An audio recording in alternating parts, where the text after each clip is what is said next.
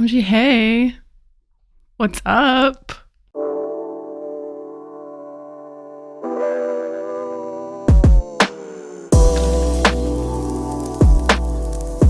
Just got back from Thanksgiving with my family, and that was fun, I will say. I'm being completely serious. I'm not being facetious. I love my family. They are great. Shout out to my cousin Katie, who said that she watches my content online. Not 100% sure if she watches this YouTube channel, but I know she watches my TikToks. So love you, Katie, even though you said you had no clue what I was talking about. Love that you're watching it. Thank you. Thanks for the support. But while I was up in the mountains with my family for Thanksgiving, I was doing not a whole bunch of reading, but I was reading while I was there. And I was talking to a lot of my family members about like what I do. And I mentioned that like I read a whole bunch and stuff. So that got me thinking on some of the books that I'm excited to read next year, that are coming out next year or towards the end of this year, honestly. Yeah, I just thought, why not share what I'm excited for? Because I realized that I couldn't really name a lot of the ones that I was excited for, but I knew that I had quite a bit of books that I was highly anticipating coming out next year. So this is for me, but also for you to find some books to be excited about. I found new books, like books that I didn't even know about, authors that I didn't even know about through making this video. So that was a lot of fun to find new books that weren't just the classic book talk books or just the books that everyone else is talking about. Because I also think that's something that I kind of want to start doing going into next year, is talking about books that not a lot of other people are talking about, or that don't have a lot of like coverage on like BookTube or Book Talk or things like that. Not that I am like a very influential person or have a lot of followers or anything like that, but I know with indie authors or any authors in general, any sort of coverage on their book or anyone talking about their book is amazing for them and helps them. So that's kind of what I want to do. I just kind of want to like help out the people that not a lot of people are talking about, because I know for a fact that the people who are getting a lot of eyes and a lot of people recommending their books on Book Talk don't need any more coverage on their books. Not that it's a bad thing, but just that only so many people can talk about a book and bring original ideas and or theories or content or something like that. So I don't want to just add to the oversaturation of those books. So I kind of want to just bring eyes to new books and books that not a lot of people would know about and or talk about. So yeah, that is another purpose of doing this video. Doing this video also kind of showed me that there are so many books like coming out next year. If I haven't talked about this before, I am fairly new to reading. In a sense, I read a lot when I was younger, but of course I didn't have a lot of social media, so I didn't get the influx of recommendations and people talking about specific books like I do now. I really just got like my book recommendations from my friends or other people in my school. So it really was just like the really popular books. The Hunger Games was my number one obsession when I was in middle school. I'm telling you, I would put my hair in that braid just like Katniss. I had one of those. If I can find a picture, I will put it in right here. But I had one of those like little squishy bracelets that everyone had in middle school, if you're my age. And it was a District 12 one. I literally had like a countdown app on my iPod Touch, specifically counting down to when the first Hunger Games movie was released. But I wasn't, normal in any sense of the word. And I didn't name the countdown like until the Hunger Games releases or anything like that. I literally, the name of the countdown was a countdown until Reaping Day. Hey, what? Hey, pardon? Why would you do that? Me, a capital citizen, just anticipating the day where like 24 children go to die. Or selected to kill each other. Amazing. But I digress. I was reading other things like I tried to read Twilight, but I watched the movies before I started reading it, so I couldn't get over the fact that for some reason Bella had like blonde hair in the books, but she was brunette in the movies. Her description in the books were not Kristen Stewart, and I didn't like that, so I never read those books. To make a long explanation really short, I read a lot when I was in middle school. I stopped reading physical books. Got so unbelievably deep into fan fiction. As I got older, I stopped reading a lot, and I really got into TV until, like everyone else, COVID hit, and I started reading again. Like I said, and again, to make a long explanation short, I'm newer to reading and the world of reading and sharing books. So I don't know if this is like normal for this many books to be coming out. I'm like 90% sure, but to me, it's different, and a lot more books are coming out that I'm aware of simply because I think reading is a lot more accessible now and it's a lot more normalized now. So not only are so many more authors getting more popular and getting more eyes on them and more anticipation for their new releases, but I also just think that a lot more people are like realizing that becoming a published author is a little bit more accessible than everyone originally thought. You don't need an agent. You don't need a publishing house. You can publish a book on Amazon and get people to read it on Kindle Unlimited. And like, you can simply just publish a book and you can get people to request it at Barnes & Noble or things like that. And you can be in Barnes & Noble. And I think that's amazing. So I think that is one reason why there are a lot more books coming out. And as someone who likes to stay on top of things, it does stress me out because there are a lot more books coming out and I want to read all of them. But as a moderate speed reader, I simply cannot. Like, I just cannot. So, well, yes, I'm excited about these books. No promises that I will read them as soon as they come out, because some of the ones that I'm excited for are a part of a series that, yes, I've started, but I've just dropped off because other things were coming out and then I felt like I needed to read those and get into those series. So yeah, I've fallen off of some of them, but I'm still excited, still love them, will still support that author and that book. Let's get into the main purpose of this video. Now, the books that I'm going to be talking about, I did put them in release order. So the ones that are being released earlier in the year are the first ones that I'm going to talk about. So yeah, that's the setup of these books. I am going to leave a link to all of them down below. I'm going to leave the links to pre-order these books, but I'm not going to put them on like where you can pre-order them through like Barnes & Noble or anything like that, because you should support your local bookstore. So additional links that I'm going to leave down there are a local bookstore finder and also bookstore.org.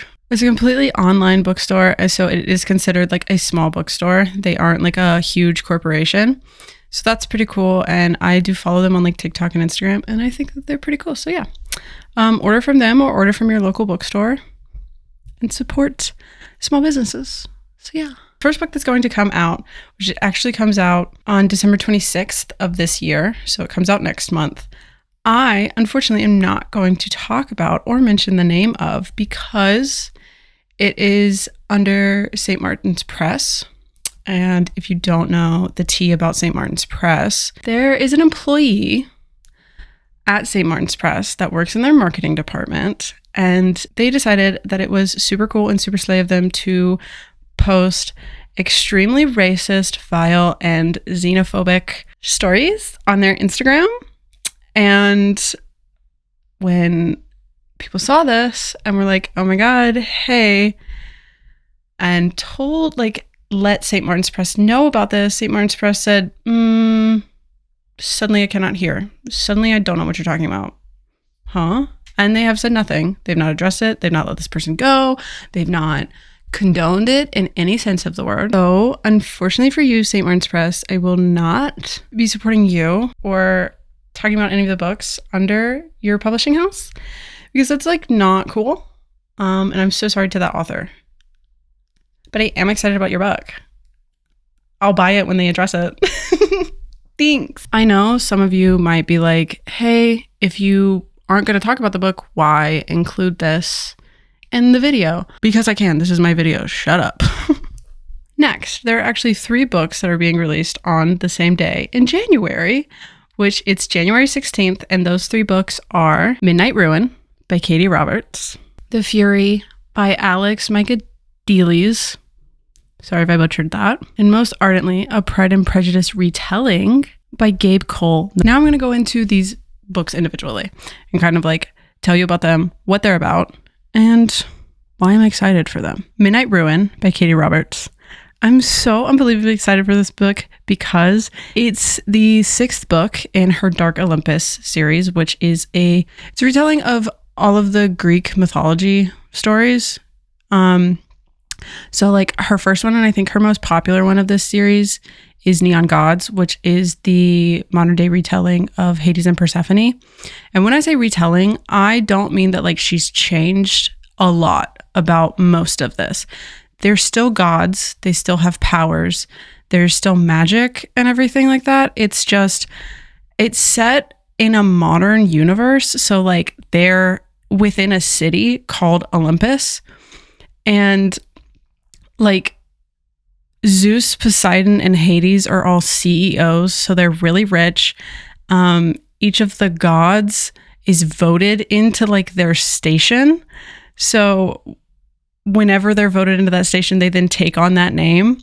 But Midnight Ruin is going to be focused on Eurydice and Orpheus, which, if you don't know that story, love that story. Hades Town, love Hades Town.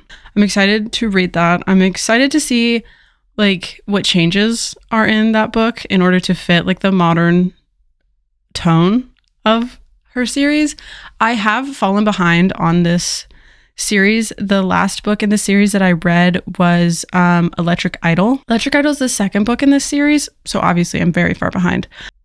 But that focused on Psyche and Eris. The book that I need to read in that series is called Wicked Beauty, which I have and intended to read. I just never got around to it because I have terrible ADHD and I get easily distracted by other books. And then I'm just like, maybe I don't want to read that. That book is about Helen of Troy, Achilles, and Patroclus.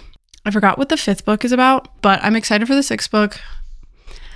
Maybe I'll kind of try and like streamline all of these because they're fairly easy to read. They're not like very complex books to like understand. One, well, at least for me, because I know a decent bit about Greek mythology, like every other ADHD neurodivergent kid when they were younger.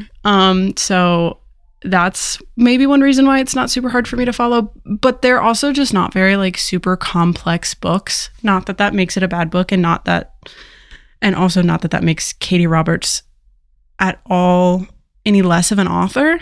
It's just they're books for you to kind of just like very, very easily get lost in. And I love that.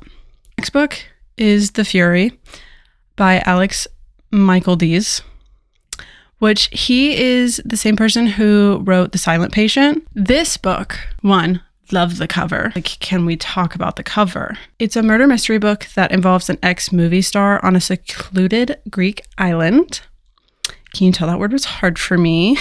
I'll put the Goodreads synopsis right here. Pause if you want to read it. I'm not someone who gravitates towards murder mystery books. I think the last like murder mystery book that I read, if you even consider it a murder mystery, was If We Were Villains.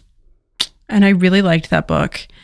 And this kind of seems like it's a little bit along the same lines. And I'm also trying to like branch out and read different books than what I normally read because they're kind of starting to feel one note. And I don't want that to happen. So I'm trying to read different books. So that's kind of why I'm excited for this one. Next is Most Ardently, which is a Pride and Prejudice retelling.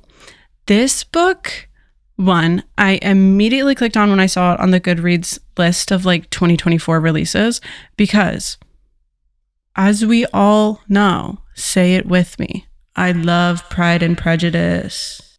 Yes, thank you.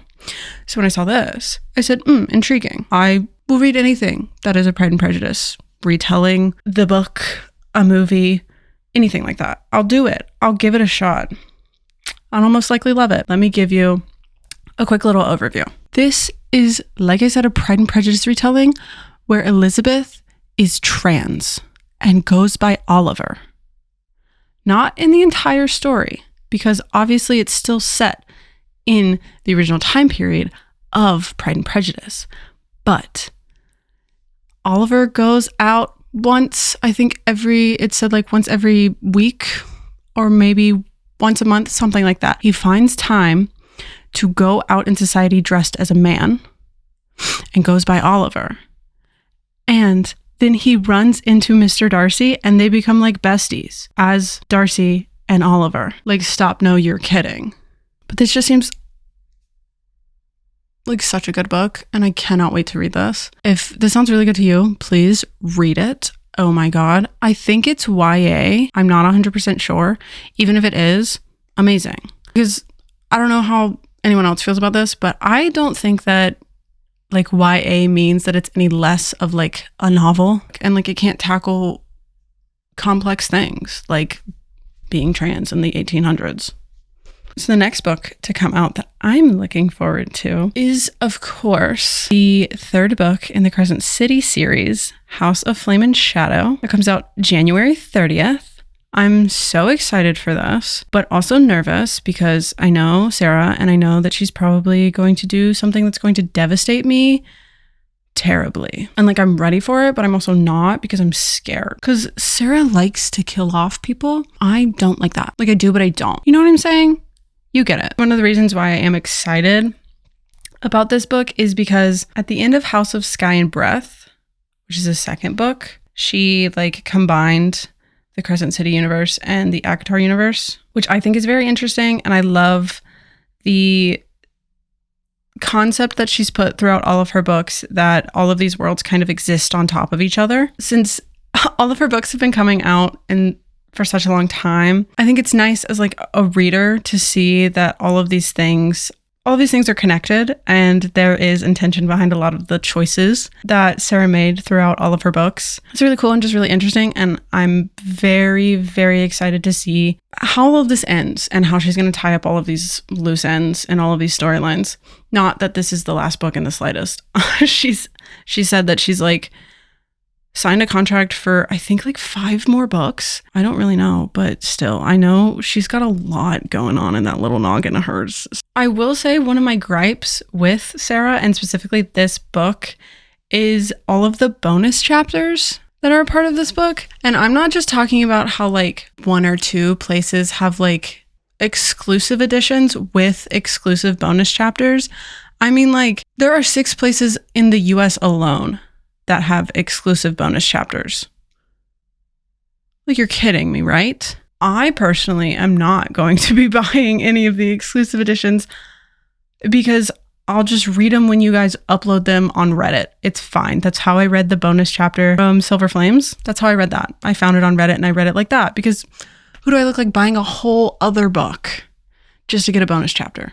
Also, I want to know how Walmart got like one of the best bonus chapters. What deal did they make with Sarah? Like, is Sarah just like a Walmart stan? What's going on there? How did they get the Bryce, Cassian? It's Bryce, Azriel, and Nesta, I think. Yeah, it's Bryce, Azriel, and Nesta because Cassian's not there and that honestly gives me anxiety. Like, where is he?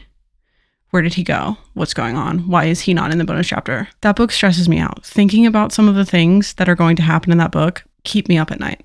So that's all of January. Those are the only books that are coming out in January that I'm looking forward to.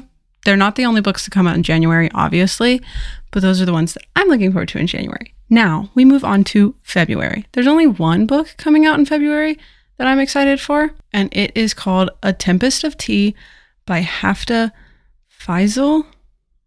I think that's how you say her name. I'm so sorry if I butchered that. This book comes out February 20th. This is another one of the books that I found just scrolling through Goodreads, looking at releases in 2024. And the like top of the blurb, which again, I'll put right here, pause if you want to read it. The top of the blurb said that it was perfect for people who really liked Six of Crows. And I am people. It's set in this like Industrial Revolution-esque city, but vampires exist. So vampires, I'm pretty sure, mainly run like the nightlife. except for this one girl who runs like a tea shop for vampires. Then something happens to where they need to like do a heist. And by they, I mean like her and like 5 of her other friends. So from that, obviously you can tell, very similar to Six of Crows. And I'm excited. I hope that it is as good as Six of Crows, if not better. Honestly, I hope it's better than Six of Crows. Loved Six of Crows. Don't know if you can top Six of Crows, but if you can, I'd love to see it and I would love to read it. All for February. Nothing that I am particularly excited for comes out in March. So the next month is April, and there are a lot of books coming out in April that I am pumped for. The first book to come out is The Familiar by Leigh Bardugo. It comes out on April 9th. When Leigh announced this book, I got so unbelievably pumped. One, not only is it not YA, so it's like, it's not her first adult fiction novel, because I'm pretty sure Ninth House and Hellbent are adult fiction. I'll double check myself 1 second.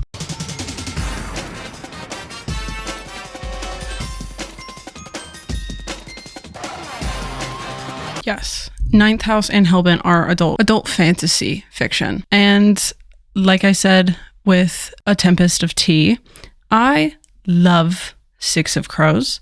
I love Shadow and Bone. Those book series are what got me back into reading.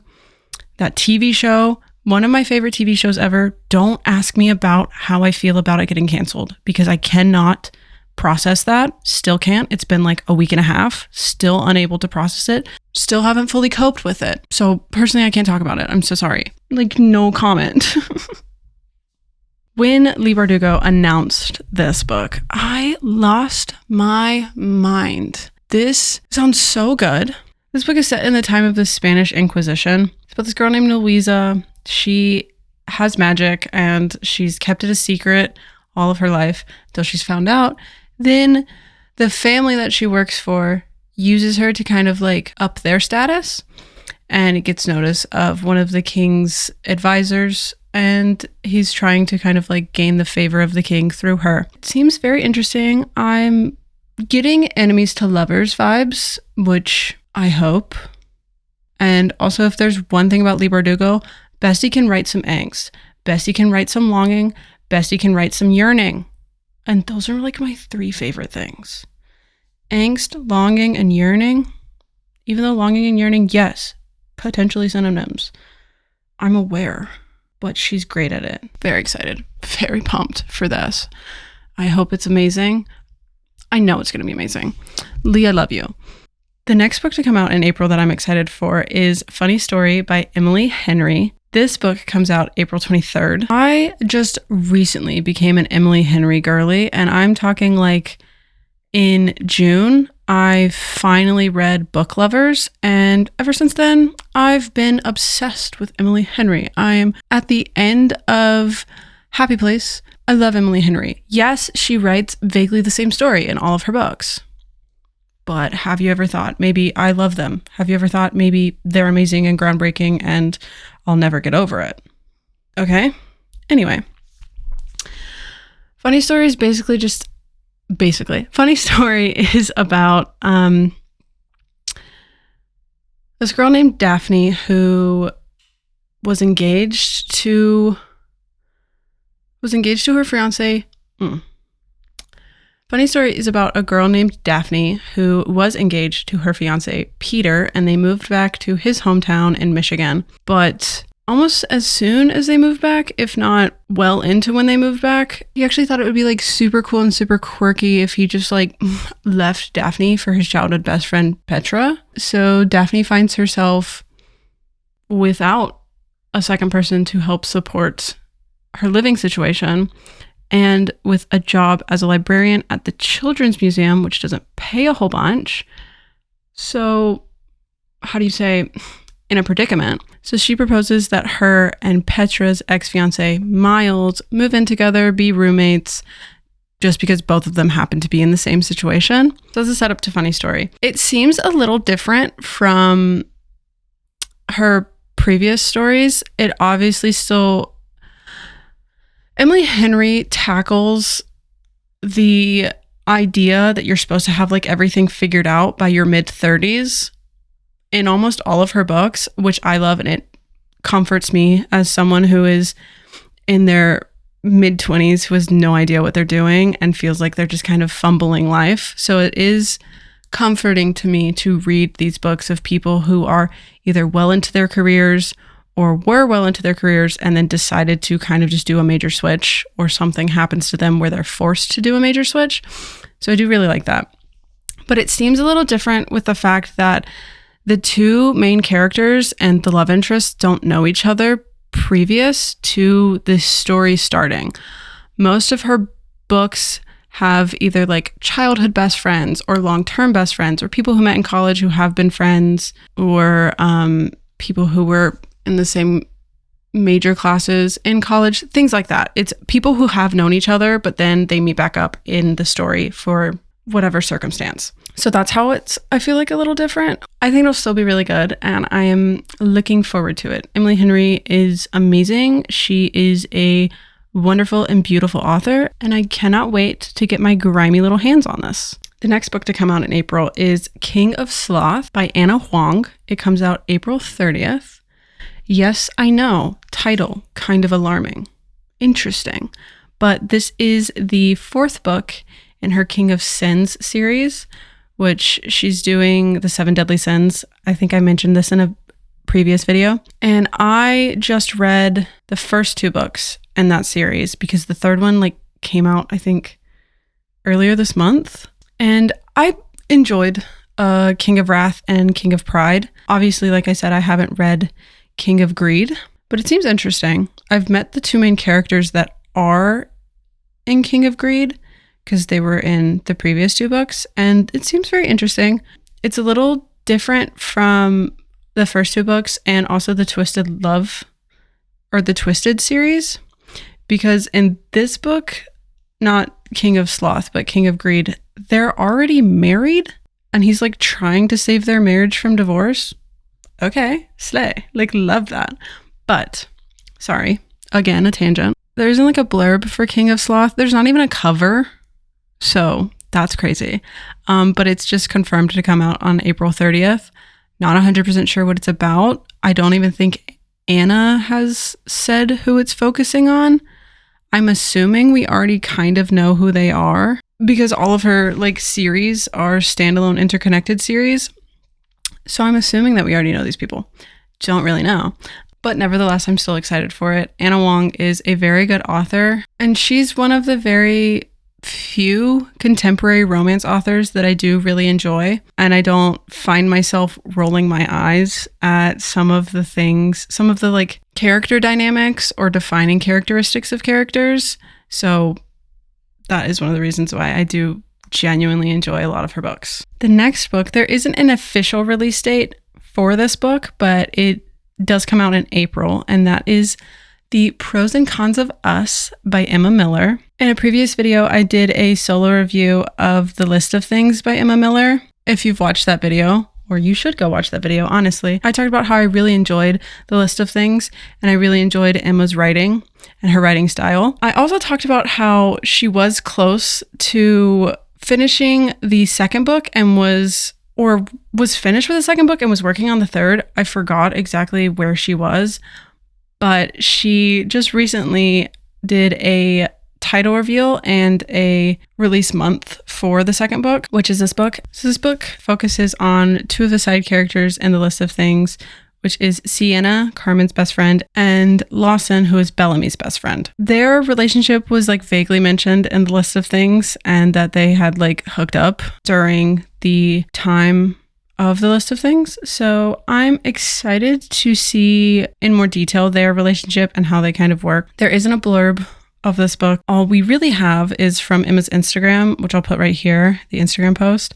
We have the tropes. I have a love-hate relationship with using specific tropes in a book as a marketing tactic. I think when done properly, obviously it's great. But when you kind of boil some things down to tropes, or you're trying to push a specific trope, sometimes it causes certain expectations from some people, or sometimes you're just marketing the book entirely wrong. That is where it annoys me. But again, a tangent. Damn, I'm really going off on some tangents today. Sorry, guys. Anyway, the list of tropes are forced proximity, he falls first. You know how I feel about that. Opposites attract, mutual pining, pause, love, Rottweiler boyfriend, which if you don't know what that means, Google it. I'm kidding. Basically, Rottweiler boyfriend is kind of like, it's like, you know, when people say like golden retriever energy, it's along those same lines, but like very overprotective, very like intimidating, but still like a cute little puppy. You know what I mean? You're getting it. I know you're getting it because you're smart and you're watching this video. Then he falls harder and protective boyfriend/girlfriend. If you're like me, those tropes immediately pull you in. Immediately you're hooked. Immediately it's pre-ordered. As soon as it goes on pre-order, I got it on lock. I will have it. Also, I love Emma and I love her presence online, and obviously, like I said, love her book, love her writing. So I just, you know, want to support a girly, want to support someone that I know vaguely and love. And by know vaguely, I mean, me and Emma go to a lot of the same concerts. So I feel like we're friends, even though we're not. And we have DM'd on Instagram a couple of times. So like, we're basically friends. So that's all for April. Next, if you know how a calendar works, is June. I know, surprising. There's only one book that has been announced, because I know some books get announced the year of that they're being released and like a month or two before. So we're getting to the time where some books might come out that I'm excited for that haven't been announced. So that's why I'm saying that. The book that I am excited for that comes out in June is Daydream by Hannah Grace. It comes out June 4th. I'm so excited for this book because, like I said in my video that I just posted before this, which was about Wildfire, I'm in love with Hannah Grace, in love with her characters, but also I'm excited for Lily for this because when I filmed my last video, I didn't have a whole bunch of information about this book or what it was going to be. But now that Hannah has released the cover, I'm even more excited because when I say that the female main character is Lily, she is Lily. She is a reader who is obsessed with Taylor Swift, and no, Hannah hasn't said that, but you can tell by the cover. Look at that cardigan. You can't tell me that's not the folklore cardigan. It is. So, she's a bookworm. She seeks academic validation. She's a Swiftie. And she falls in love with Henry. That is Lily. It's her. And I'm so excited for her, and I'm so excited to read it. Lily is currently reading Wildfire. Yeah. I don't really know what that has to do with anything. I want to update you because you care, obviously. I'm excited for her to read all the things that happen in Wildfire. So like, we love having a book bestie. So like I said, that's all for June. Next, take a guess. July. Yes, good job. So for July, there is also only one so far that I'm excited about. That book is A Game of Gods by Scarlett St. Clair, and that book comes out July 25th. I read A Touch of Darkness, and I started reading, I think it was A Touch of Ruin. I think that's the next one. And I enjoyed it because, like I said, I love a Hades and Persephone retelling. And then I started reading the second book, but then I was like, I should probably read a different book. Don't know why. Don't ask me why. I just did. That was when I was just cranking through some books monthly, and I kind of wanted a different variety of books. And I don't know why, but my brain just refuses to allow me to streamline a series. So I didn't. This book is the third and final book in what she calls the Hades saga. So A Touch of Darkness and all of the books following A Touch of Darkness was the story of Hades and Persephone told through Persephone's point of view. And then she started releasing those same books, but in Hades' point of view. And so this is the last book in that, which I find interesting. And it definitely is interesting with like the reading order, because I know some people who have, and by some people, I mean I've seen Scarlett St. Clair post about this on her Instagram. But I've seen some people say that they read all of Persephone's books and then started reading Hades' books. And then there were some people who like flip-flop to them. They'll read A Touch of Darkness and then they'll read like A Game of Fate. And then they'll go to A Touch of Ruin and then I think it's A Game of Retribution. There are some people who do that and there are some people who do like in release order. So I think that's cool that you can do that. I'm also someone who really likes dual POVs or multiple POVs. So that's kind of why I like it. I understand that some people hate it. I also understand that some people think that it's lazy, but I don't. So those are all of the books that I am excited for that come out from January to June because those are the only ones that have been confirmed. I'll probably do another one of these somewhere in mid 2024 to talk about the later releases of this year that I'm excited for. But if you have any releases that you're excited for and just kind of want to share, you can comment them down below. Or if you're also excited about these books, you can just talk about it down there. I'll reply for sure. Don't forget to like and subscribe to my channel. Make sure to follow me on all of my other social medias. And thank you for watching. I love you and I hope you have a great rest of your week. Bye.